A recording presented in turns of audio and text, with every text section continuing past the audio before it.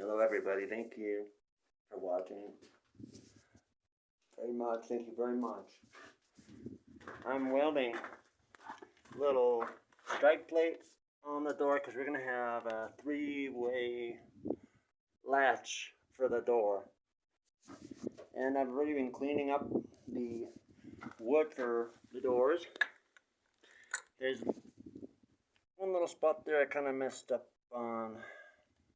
I can tell when I'm welding if the line I'm doing is slag or metal, because the slag cools down really fast and metal doesn't. You can tell because of the brightness of it. I just want to ask you, does anyone have fear of spiders? Because, like, daddy long legs look like there's hair growing out of the wall. Oh my gosh. Gotta get rid of these little guys. Come on. Oh my gosh. They're gonna give anyone nightmares. Come on. Get off. Whoa. Yeah. I'm sorry for showing you that, but I don't think anyone would believe me if I told them how many daddy long legs I got on the wall. Anyway, they usually disperse. When I'm welding, I'm gonna be welding there. I don't want to kill them. I don't want them to be sprayed with hot molten metal, even though they are a nuisance. When the house is all closed up, there shouldn't be little daddy long legs everywhere. Actually, they were all on the ceiling when I had wood up there. And unfortunately, there's like little crevices up there where I had plastic on top of plywood. I don't really think it matters. It actually looks interesting. I don't know, I might get sick of it after a while and parge in the lines. But anyway, I'm going to probably be welding on this one for the middle latch next. This one's a little thinner than the top model one because it's mostly just to guide the latch into its hole, just like you see in your house, except this is all built in. A lot more stalwart. If you kick down the floor, it's definitely not going to do anything to this jamb here. Even the door itself, it would probably just, I don't know how you would kick down the door, probably just fatigue the metal after about an hour of bashing on it. That's what I want, is the house to be solid. It really surprises me how the houses in the United States, they're just like a door about that wide, that thick. And a child could kick it down and the wood would just break out like that. And most people have like a doorknob lock and a deadbolt, and that's it. So really the door is no defense. You could leave it unlocked, really. And so anyway, I'm going to get going on this.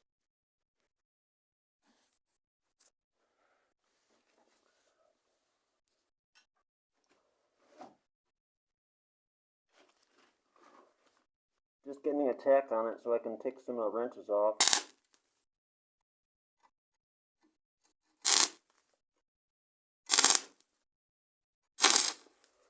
And I'm using 2 batteries for this.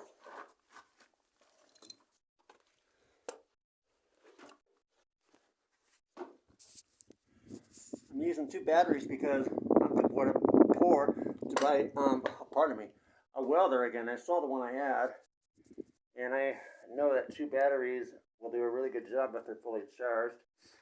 If I had a big welder, where am I going to plug it in, right? If I brought my generator up here, it wouldn't be enough power for it. So anyway, since I got it tacked up here, I can now take off.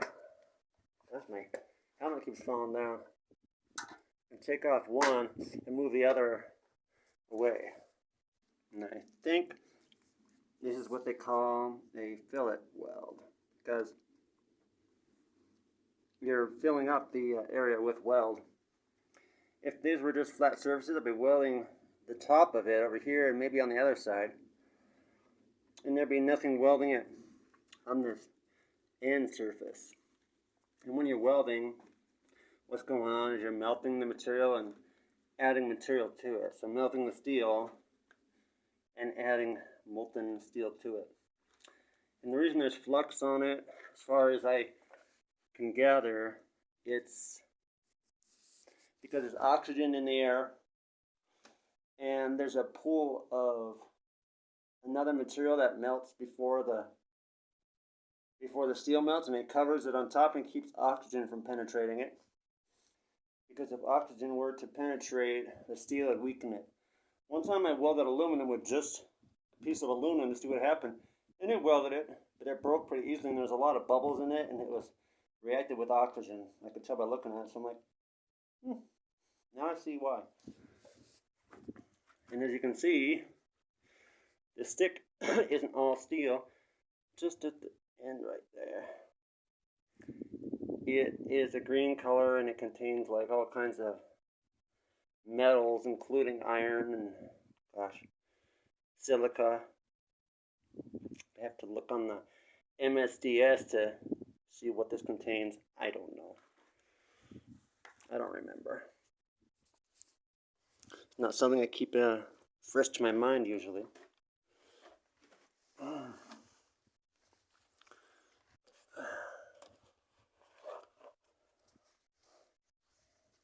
Careful, it's gonna be bright.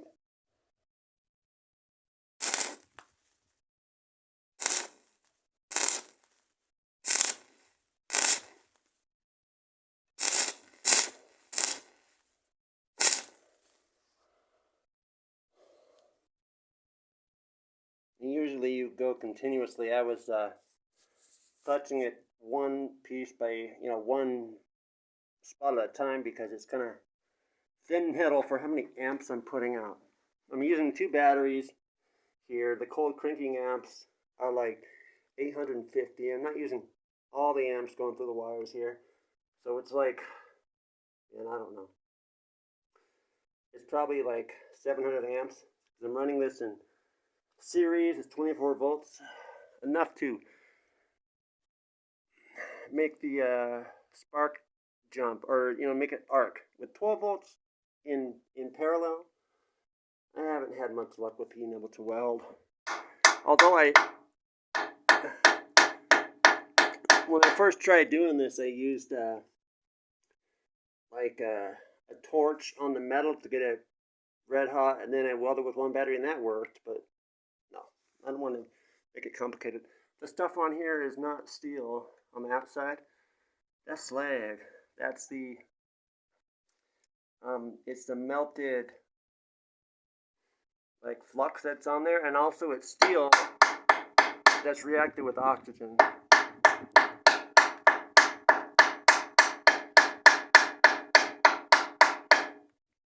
You can see I got to clean it up probably with a little pick and a hammer to get the pieces out, because I can see I didn't weld that very beautifully.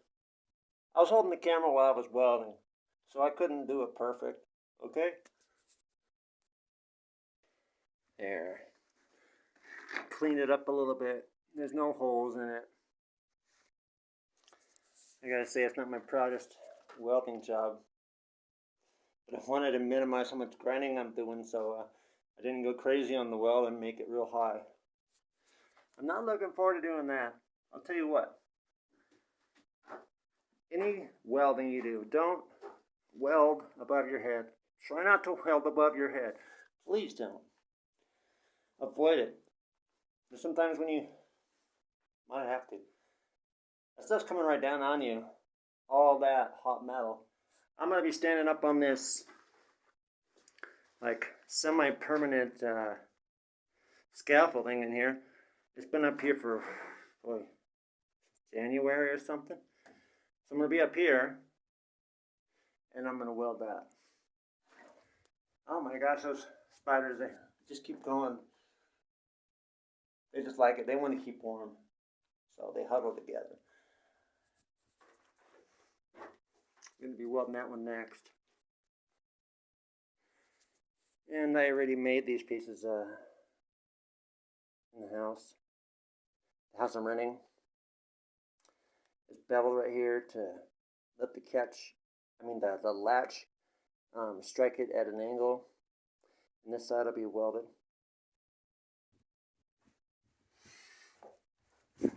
Okay. It just tacked up there right now.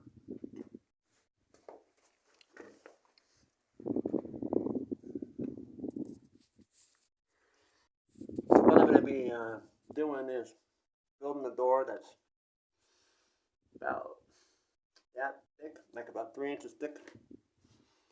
Very thick wood. It's going to be 3 layers of 1-inch boards. I've already gotten started on that, but the 3-way latch, one goes up on the top, one in the middle here, and one in the bottom.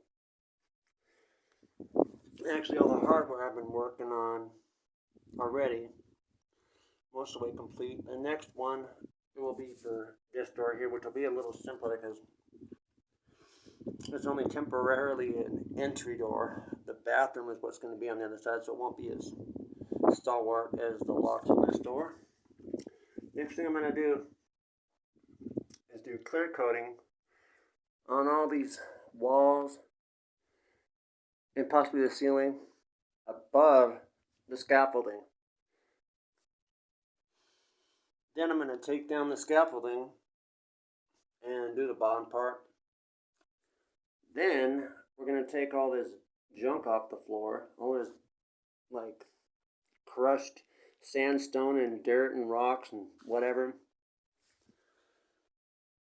and put on a floor. And the floor is going to have concrete around the edges, finished concrete, and then a wood floor in the middle. So I got to concentrate on working. It's much more fun than doing a video, in case you were wondering. Doing the work is for me. But I want to share with you anything that might inspire you. Hope it does. In the name of our Lord Jesus, I pray all of you are inspired. If not by my video, then definitely by the Word of God. So read that Holy Bible. King James Version I recommend. We're in the days now where it's going to become more and more evident that there is a God, and those who aren't prepared are going to be completely thrown back by the revelations that come forth. Thank you so much for watching. Bye.